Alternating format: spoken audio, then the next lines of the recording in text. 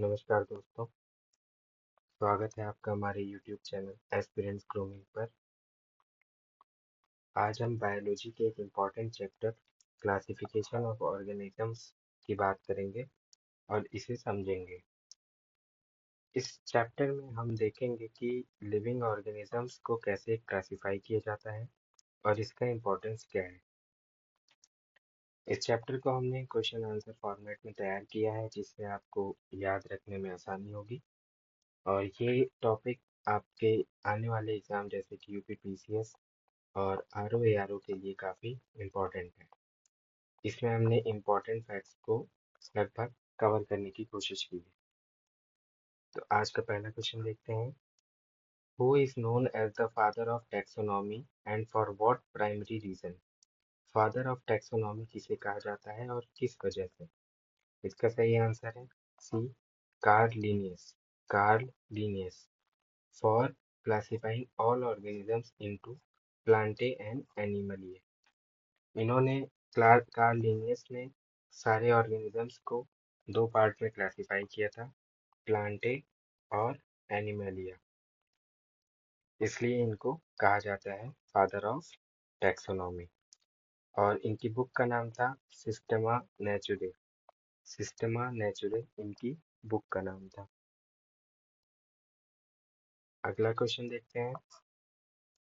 Which of the following criteria is not used in R.H. Whittaker's Five Kingdom classification proposed in 1969?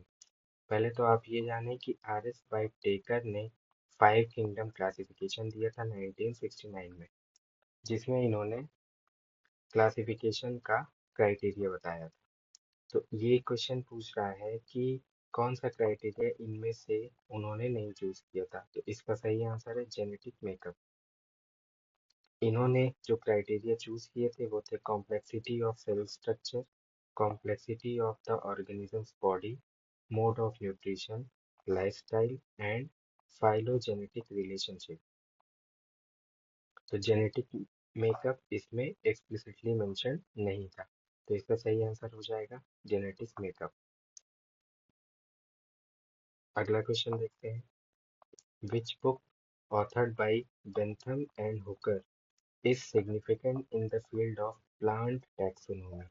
Bentham और Hooker ने एक book लिखी है जो कि काफी इम्पोर्टेंट है in the field of plant taxonomy. इस बुक का नाम है genera plantarum.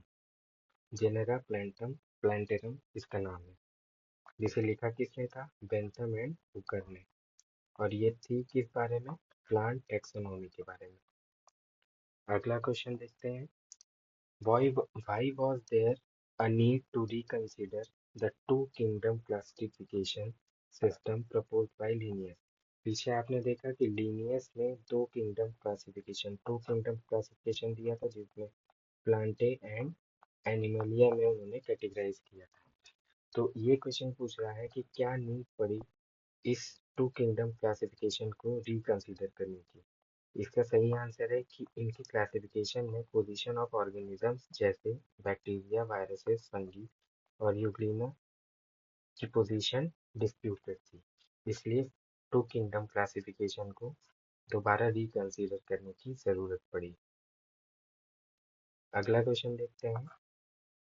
In which year did R.H. Whittaker propose the five kingdom classification? अभी पीछे आपने देखा कि R.H. Whittaker ने फाइव किंगडम क्लासिफिकेशन दिया, किस क्राइटेरिया पे दिया वो हमने आपको बताया। और इन्होंने कब दिया ये प्रपोज कब किया इसको? 1969 में। अगला क्वेश्चन देखते हैं। Which of the following statements correctly describe the characteristics of fungi kingdom? Fungi kingdom की कौन ये फॉलोइंग स्टेटमेंट में से फंगी किंगडम को कौन से स्टेटमेंट जस्टिफाई करते हैं? उनकी कैरेक्टरिस्टिक्स को कौन से फॉलोइंग स्टेटमेंट्स जस्टिफाई करते हैं? पहला पॉइंट है fungi has a cell wall composed of chitin. और ये सही पॉइंट है क्योंकि फंगी और चिटिन ये एक प्रॉपर पॉइंट है। अगला पॉइंट देखते हैं। Fungi are capable of photosynthesis.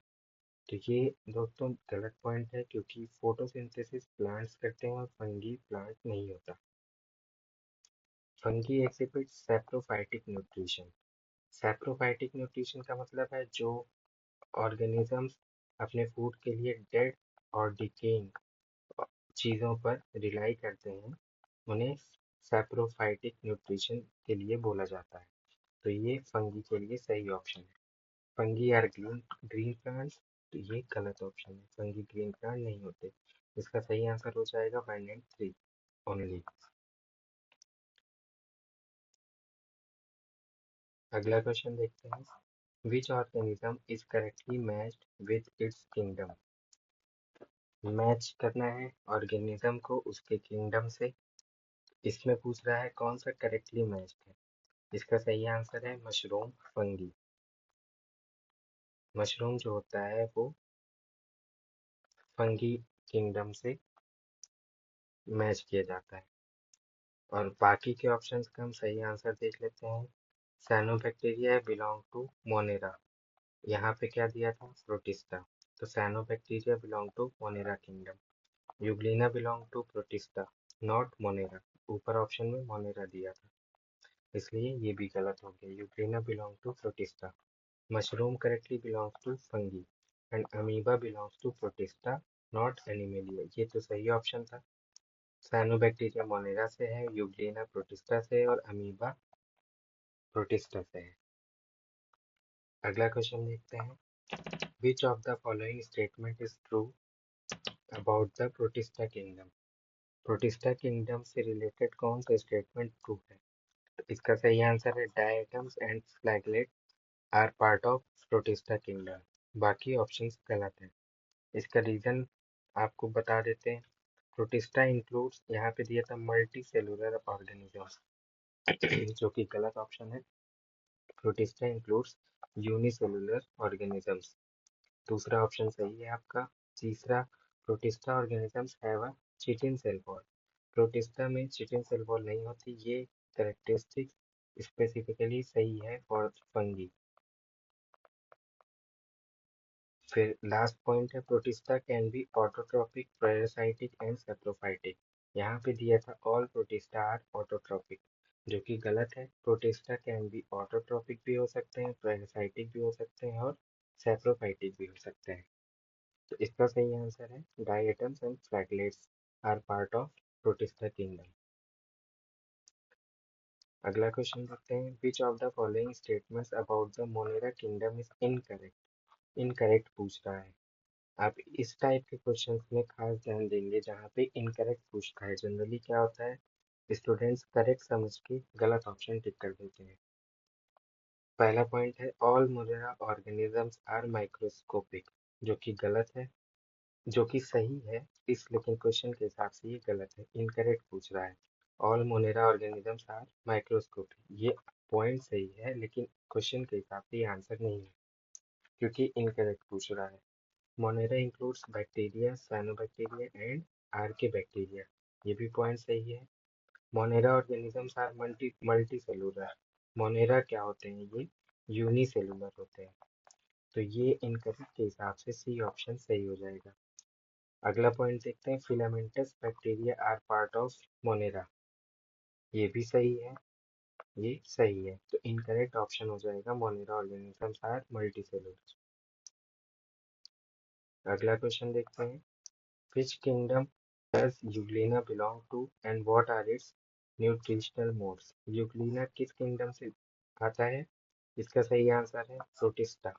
And what are its nutritional modes, nutrition कहाँ से मिलती है इसको, ये या तो ऑटोट्रॉपिक है या फिर हेट्रोट्रॉपिक, ये दोनों मोड से अपना न्यूट्रिशन ले सकता है। अगला क्वेश्चन देखते हैं दोस्तों। विच of the following scientist popularized the use of embryological characters in taxonomy। Embryological characters को किस साइंटिस्ट ने टैक्सोनॉमी में पॉपुलराइज किया था। तो इसका सही आंसर है पंचम महेश्वरी। अगला क्वेश्चन देखते हैं। Match the following scientific names to their common names. इसमें 4 पॉइंट इधर दिए हैं, 4 इधर दिए हैं, आपको सही पॉइंट्स मैच करने हैं। इसका पहला पॉइंट है फेलिस डोमेस्टिका। फेलिस डोमेस्टिका कहते हैं कैट को। डोमेस्टिक वर्ड आप यहाँ दे सकते हैं जो कि आप जिससे अंदाजा लगा सकते हैं कि ये किसी डोमेस्टिक एनिमल के लिए होगा, और लास्ट में सी ए है, तो इससे आप इसको कैट याद रख सकते हैं। अगला पॉइंट है मैंगीफेरा इंडिका। ये होता है मैंगो के लिए। मैंगीफेरा शुरू में MANG है, तो आप इससे इसको मैंगो याद रख सकते हैं। साइसर एरिटीनियम, इसका सही आंसर है ग्राम। ये ग्राम का साइंटिफिक नेम है। और अगला है ट्रिटिकम एस्टिवियम। ट्रिटिकम एस्टिवम बोलते हैं वीट को। देखिए दोस्तों, इन टाइप के क्वेश्चंस में आप चारों को याद नहीं रख सकते, तो इस टाइप के क्वेश्चंस में आप कुछ ट्रिक लगा के कुछ के साइंटिफिक नेम्स याद रखें ताकि बाकी को आप अपने आप मैच कर सकें। तो इसमें हमने बताया आपको याद रखने का तरीका कि डोमेस्टिक एक तो वर्ड है और लास्ट में CA है, तो आप इसको कैट याद रख सकते हैं। मैंगी फेरा इंडिका है, तो मैंगी फेरा मतलब मैंगो। मैंगो के लिए MANG स्टार्टिंग में दिया है, तो आप मैंगो इससे याद रख सकते हैं। अगर आपका 1 और 2 सही हो गया, तो 3 और 4 आपका अपने आप सही हो जाएगा, क्योंकि ये ऑप्शन कहीं और सिमिलर नहीं है। 1 का 3 और 2 का 4 कहीं भी और नहीं दिया है, तो ये A सही हो जाएगा इसका। अगला क्वेश्चन है who is credited with creating one of the first widely used natural systems of plant classification? Who is credited with creating one of the first widely used natural systems of plant classification? इसका सही answer है Joseph Dalton Hooker. इन्होंने इनको credit किया जाता है with creating one of the first widely used natural systems of plant classification. अगला question देखते हैं दोस्तों। विच of the following scientific name is correctly matched with its common name? इसमें इसमें भी सेम चीज है, आप सारे नाम याद नहीं रख सकते, लेकिन कुछ याद रखने की आप कोशिश कर सकते हैं। जैसे कैनिस फैमिलियारिस, ये काऊ के लिए यूज होता है। फैमिली से रिलेटेड पॉइंट है, तो आप इसे काऊ से, इसका सही आंसर काऊ नहीं है, इसका सही आंसर है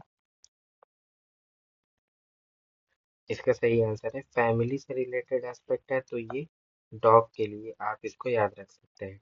राना टिग्रीना फ्रॉग को ही बोलते हैं। राना एक जीनस है फ्रॉग का। अगर कहीं भी आपको राना से रिलेटेड वो कीवर्ड दिखता है, तो ये फ्रॉग के लिए ही यूज होगा। जैसे और भी नाम है राना एशियाटिका, जो कि एशियन फ्रॉग फ्रॉग के लिए यूज किया जाता है। राना बोरियोलिस, ये यूज किया जाता है नॉर्दर्न फ्रॉग के लिए, जो नॉर्दर्न हेमिस्फीयर में मिलते हैं। तो कैनिस फैबियरस आपका डॉग के लिए ही है। राना टिग्रीना है फ्रॉग के लिए। ओरिदा सेटिवा ये कहते हैं राइस को। और पीसम सैटिवम बोलते हैं पी को। तो ये पॉइंट भी आप याद रख सकते हैं, पीसम सैटिवम। इसमें शुरू में पी आ रहा है, तो आप इसको पी से याद रख सकते हैं। अगला पॉइंट है which of the following pairs of the organisms and their scientific names is incorrect? Incorrect पूछ रहा है, तो पहला देखते हैं हाउस फ्लाई मस्का डोमेस्टिका। मस्का एक जीनस है जो फ्लाई के लिए यूज किया जा सकता है। डोमेस्टिका मतलब डोमेस्टिक हाउस के लिए आप इसको याद रख सकते हैं, तो पहला सही है, हाउस फ्लाई का हो जाएगा मस्का डोमेस्टिका। डॉग डॉग कैनिस फैमिलियरिस, आपने पीछे देखा कि डॉग का साइंटिफिक नेम यही है। काऊ काऊ का आपको यहाँ पे ऑप्शन दिया है Bos indicus. Bos indicus, boss एक जीनस है जो काऊ से रिलेटेड बोवाइंस, जनरली बोवाइंस के लिए बॉस का यूज किया जाता है। और इंडिकस यहाँ पे इंडी इंडी से आप इंडिया याद कर सकते हैं। इंडिया में काऊ की मान्यता आपको पता ही है, तो आप इसे याद रख सकते हैं इस तरह से। बॉस एक बोवाइंस के लिए यूज किया जाने वाला टर्म है, और इंडिकस इंडी से आप इंडिया याद रखेंगे, जिससे आप काऊ को याद रख सकें। अगला पॉइंट है फ्रॉग।